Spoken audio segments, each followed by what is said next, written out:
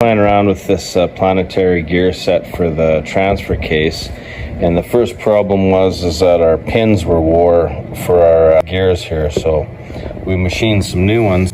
This is the good one here, came at 0.489. So we've got these three machined at 4.89, and these ones about half a thou under.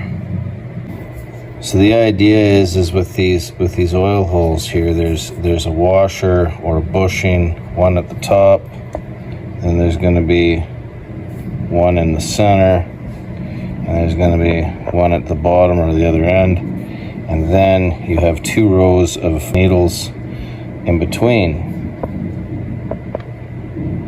So the idea is that we've measured and drilled those holes, so these will be lubricating where the needles are. The second thought was, okay, well, are we going to use grease lubrication, or are we going to use the oil within the transfer case?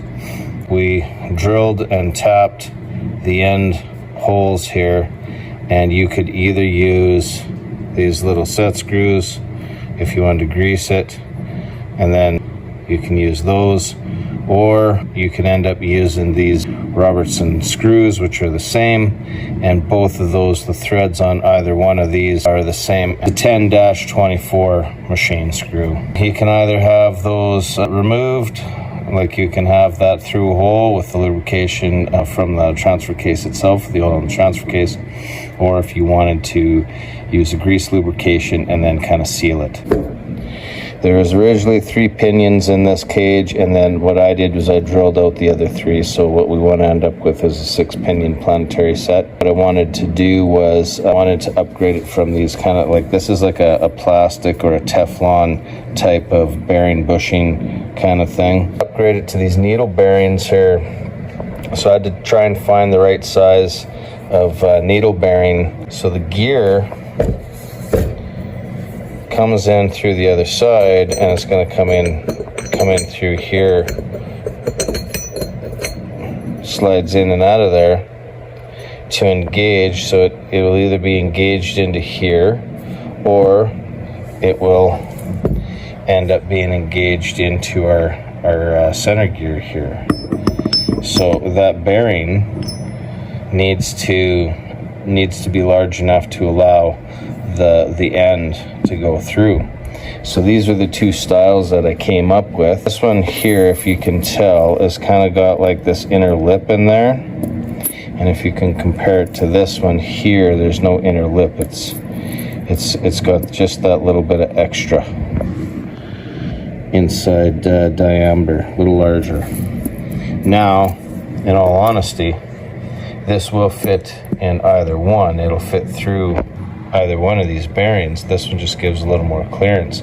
So the second thing is then we have, this is our surface here for our bearing. So this is the one that I've chosen for that.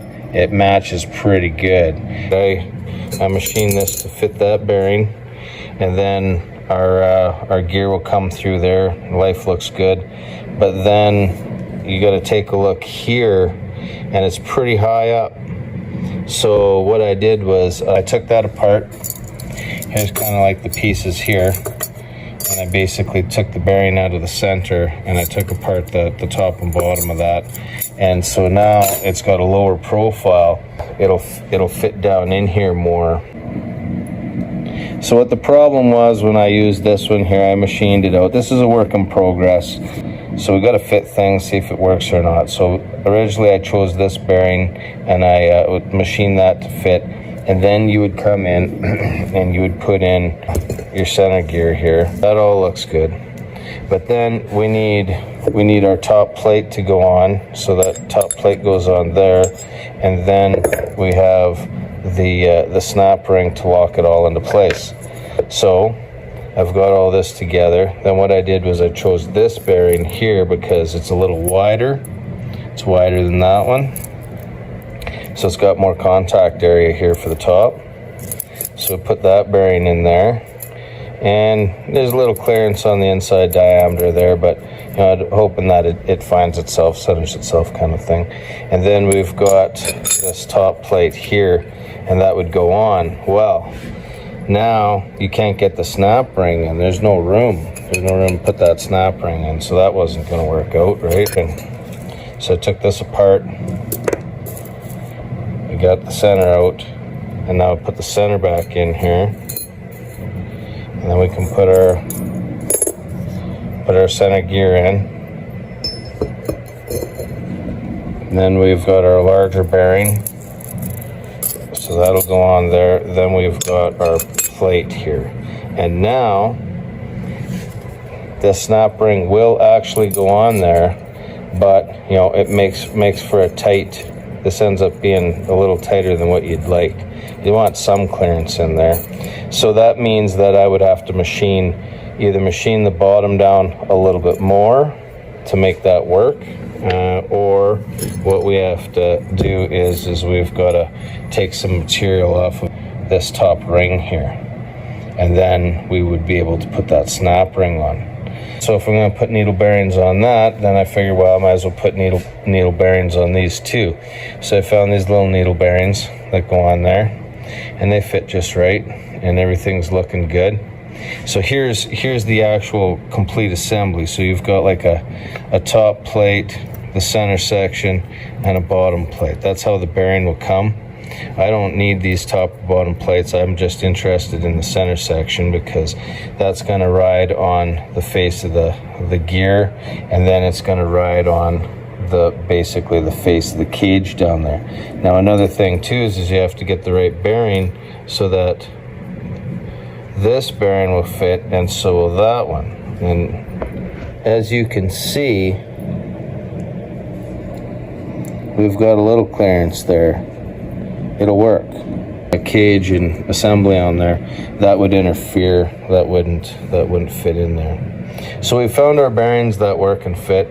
The only difference is now is we got to do some measuring and make our clearances. So I measured my bearings, I measured the gear, and it looks like I'm going to have to remove a little bit of material out of the cage here, either top or bottom, and so that'll fit in there. And also too, the old design has this, you know, like the Teflon style, and it's got that recess in there, and I think that was for lubrication. Well, what I'm gonna do is I'm probably gonna put some weld in there, and then I'll machine that off, because you don't want, if you're gonna use this bearing here, you want basically full contact area down there. You don't want that groove. What might end up happening is one of my rollers might end up getting dislodged out of the bearing as it's rolling around and stuff. So this is the preliminary kind of setup and trying to find all the parts to make everything work. We still got lots to do here. We've got to do some machining to make all the parts and pieces fit.